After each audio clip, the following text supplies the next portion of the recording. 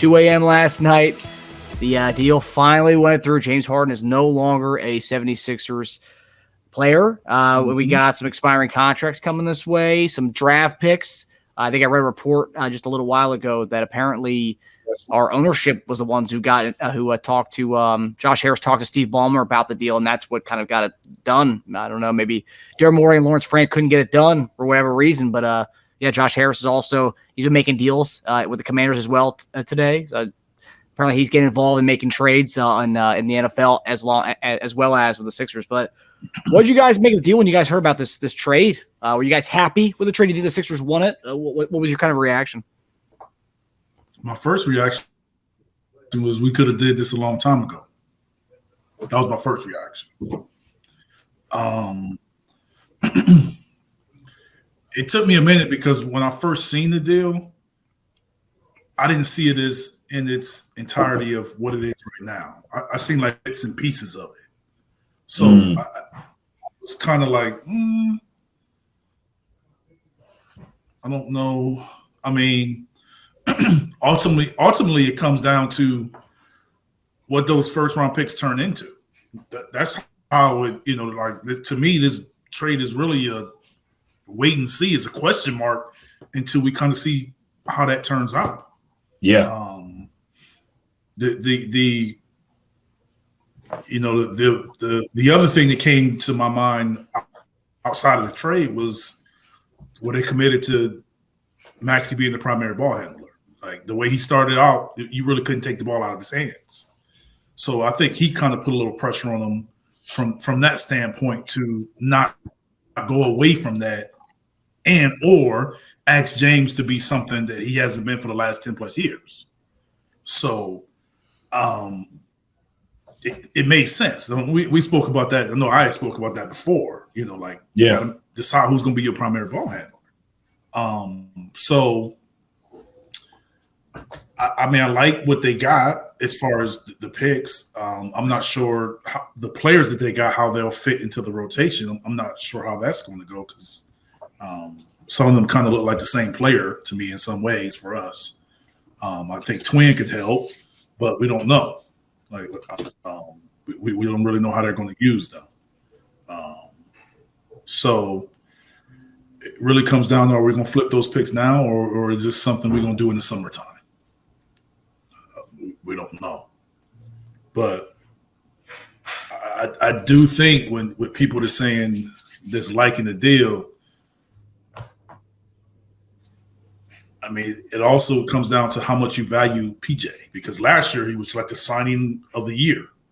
And like now people are like, yeah, get rid of him. So at the end of the day, I think something has to turn quickly because we did give up 2 starters. Even though James wasn't playing, he was a starter. So we did give up 2 starters. So that's why I'm saying that I have to see how those other picks are going to turn out ultimately to see, how the trade really factored in. Mm-hmm. It's reasonable. Jake Fisher just reported that rival execs think that we're going to move this year to cash in some of those picks that we don't want to waste a prime year of Embiid. Like so immediately? I don't know.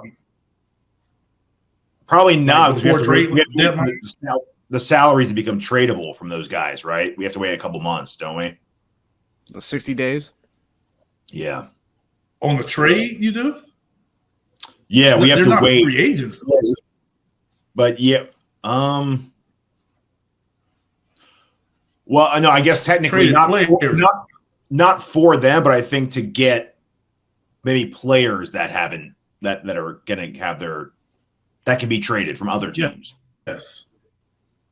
Yeah, that's what I'm saying. You had to wait 60 days for the start of season for those guys, but I thought a guy that was traded could be traded.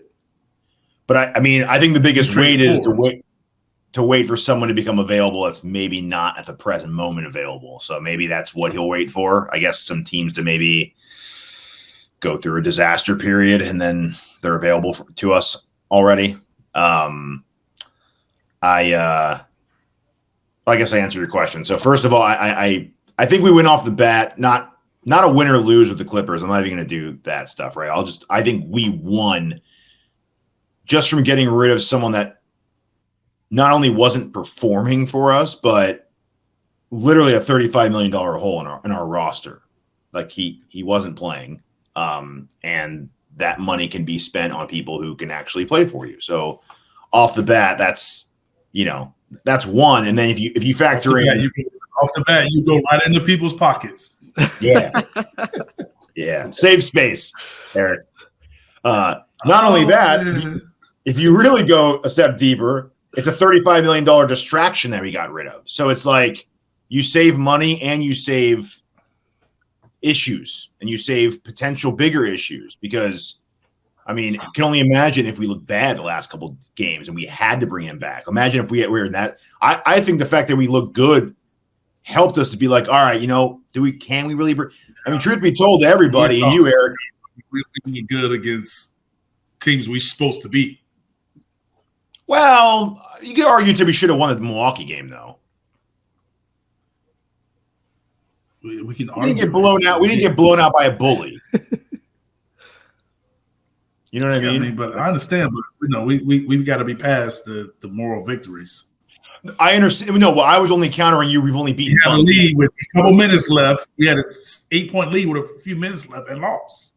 It took 38 free throws from Dame Lillard to beat us. So I don't expect that to happen every time, but that was encouraging. That was our first game too. It was encouraging. I'll say that it was encouraging. I think if we were 0-3 and looked like dog shit, this would be a very different conversation we're having though. So yeah, we're beating teams we're supposed to beat. But those are teams that have the full allotment of players that they have under contract playing for them. We are at a disadvantage every time we show up for a game because we have a quarter of our salary dedicated to someone who's not there. So we already show up and we're at disadvantage. Same with the Ben Simmons year. Like every time we showed up for a game, we were missing $40 million on our roster that other people get to have. So it was almost like a competitive advantage for every team against us. Not to say we don't have blame in that. We put ourselves in the situation, but that is the fact, right? And truth be told to everybody, and you, Eric, I don't know if you saw the original. We were going to ask, do we come back and bring James Harden off the bench if we have to bring him back? So, like, that was going to be our question before we had to switch up questions for this. But, like, we didn't – it'd be so hard to bring James back with how we were playing because you don't want to take the ball away from Maxi's hands. So, how do you bring back such a ball-dominant player without upsetting your offensive chemistry? Well, thank goodness we don't have to answer that question anymore. It took Harrison Balmer to get that deal done. I when I heard that, I almost thought of like when I was a kid trying to get like a sleepover with a friend, and like you put him on hold, run to your parents and be like, hey, can Brian come over and then sleep over? Like, like you go back and talk to your friend again, and go back and ask your parents. Finally, the parents are like, give me the phone. Let me talk to his parents. We're just trying to have a cookout over here. We're having a good time. The kids are going to play outside the back, and it's like, all right, fine. Like the dad had to get on the phone to talk to the other guy's dad to get the deal done because Morey couldn't do it. That's kind of the sense I got. That's the GM's job. I don't know if egos got in the way, but I mean, that's not uncommon for that to happen. For ownership to take over on the deal and kind of agree to terms.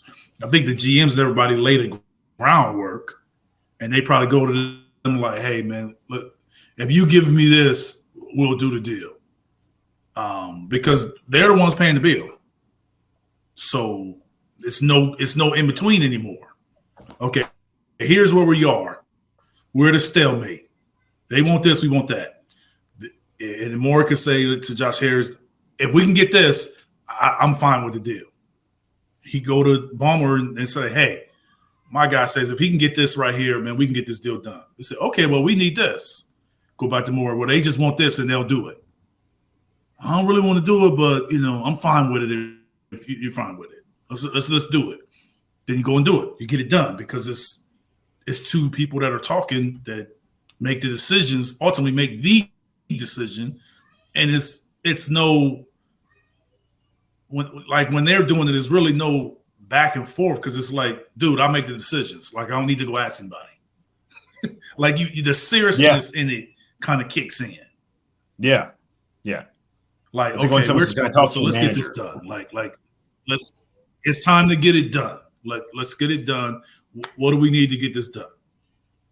But that's happened before. Someone brought up the last several times it's been done. Someone brought up the last trade that Morey got done that needed someone to step in for it was, I think, maybe his last deal as their GM, actually, as the Houston's GM, which is interesting. I didn't do any fact checking on that, but I just thought that was interesting. But you just never know with that. Like, that could have been a situation where he had to get there. You know what I'm saying? Like, it had to go through them. Like, you just never know on his way out how things were going. Yeah. Things are obviously, they had turmoil already. It wasn't like that did it, right? In terms of value for value, though, I mean, it's pretty comparable to what the Blazers got in that deal for to Boston and Drew. So if you were to tell me when that happened, we were going to get a similar package, I probably wouldn't have believed you. I mean, in terms of value for value, so you right? Saying what the Blazers got back from Boston? Yeah. Is that what you're saying? Mm-hmm. Yeah. Okay. Not total, because the Blazers got a lot overall. Blazers, yeah, their cupboard's full. Yeah, I mean, but the Blazers also got stuff from Milwaukee, though. Yes, that's what I'm saying. Also, so total, you're talking about specifically just in the Drew Holiday transaction. So I mean, I'm pretty happy with that. We have 3 tradable first round picks now. That's probably a comparable trade for, as far as value. Drew and James, even though they aren't the same type player, but that's, career-wise, James is, top 75. But how they probably value now is probably on par. Yeah, I guess when you factor in expiring contract, he's not even under contract past this year. I'm just saying, like, on how they're valued right now. I'm not talking about careers. I'm talking about, like, right now, the value is probably around the same. Like, if they were to go in the open market with no other issues, James would probably get a little more, but it wouldn't be, like a huge difference, is what I'm saying. See, really, you think so? I think Drew would get more right now. You think James would get more right now? No, I said if there was no issues involved. James just gave you 20 and 11, man. Like, why do we keep forgetting that? Yeah, but okay, like, we keep knocking this guy, like, saying he's he's washed, and he had 20 and 11. That's like saying my I would love to be washing. I hear you on that, but that's like saying your Porsche gets 600 horsepower, but it's in the shop 3 weeks out of the month. Okay, so what good is 600 horsepower if you can't stay it on the road? So we can say that same thing about Joel. But we can't, though, because Joel hasn't gotten kicked off 3 franchises. Yes, we can. It's just different reasons, though. But we can say the same thing. But Joel hasn't forced a trade from 3 franchises. But it doesn't matter. You're talking about him not being available. Yeah, he hasn't been available until his fullest. But he hasn't been available until his fullest. When was the last time in the playoffs he was available? Fully available. But injuries are one thing. Not wanting to play for your franchise is another. That's 2 different things, right? I understand, but you're saying not being available. Yes, not being available. But I'm saying being available for any reason. You're just talking about a guy not being available because he wants to be traded.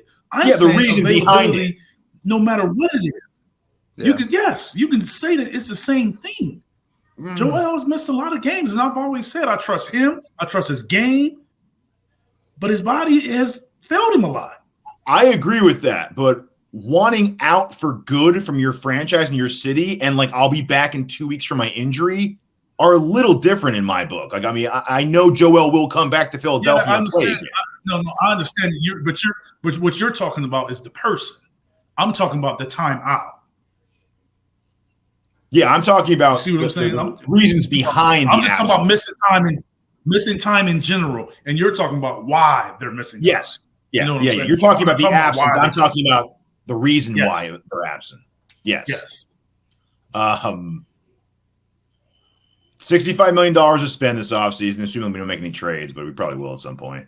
And then I like the role players we have too. You take what we have right now without Harden, and you add Rocco, Morris, Batum, Martin, very serviceable role players. I don't miss the Tucker absence as much because we kind of between Bev and like these guys, we kind of got Tucker fill-ins. I think so. I'm not that upset about it.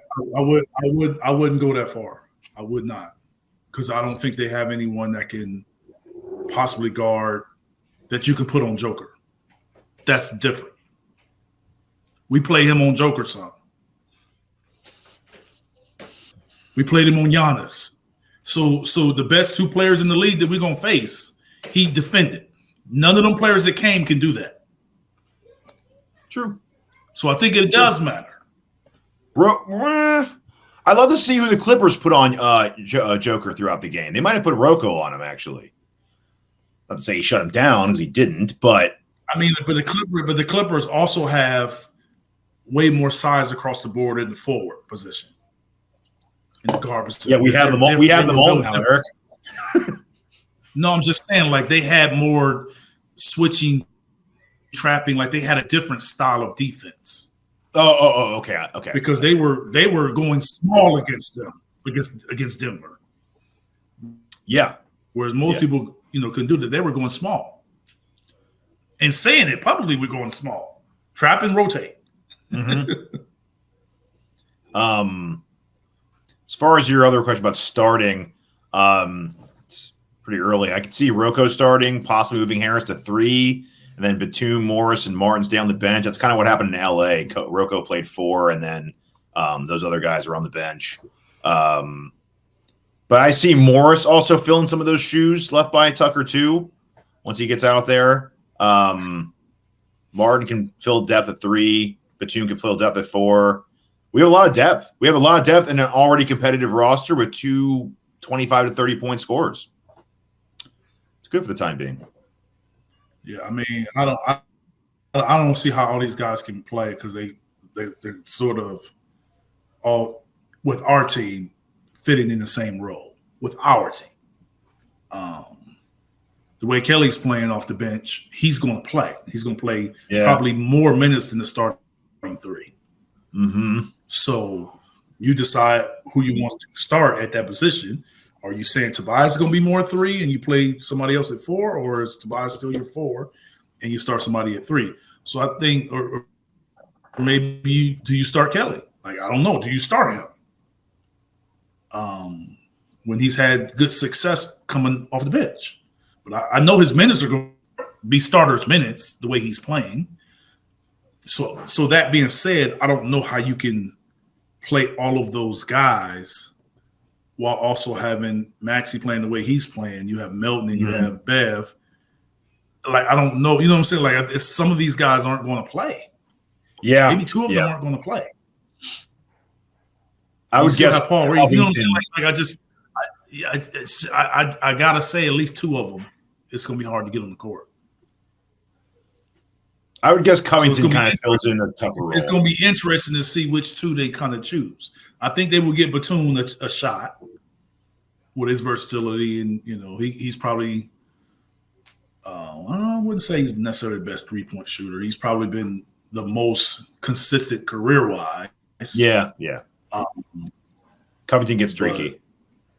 Yeah, he makes shots, but I think he's not as versatile, especially position-wise, as Batum was.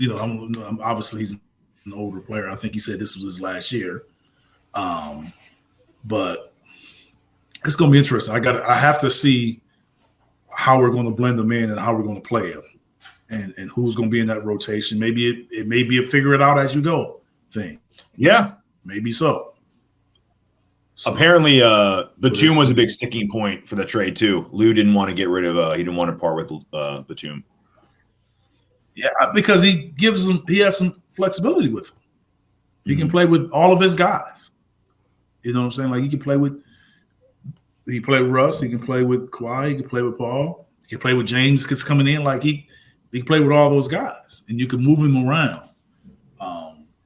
You got to take luxury in having a guy that you can plug and play with a lot of different lineups. Yeah, for sure. Yeah, I think it'll be fun. I mean, we have a lot of versatility and a lot of options to go with starters and not starters with these with all these guys. Yeah, and now we got we got a bunch of these. We were talking about having wings like this for a long time, and now we got a lot of them. You know?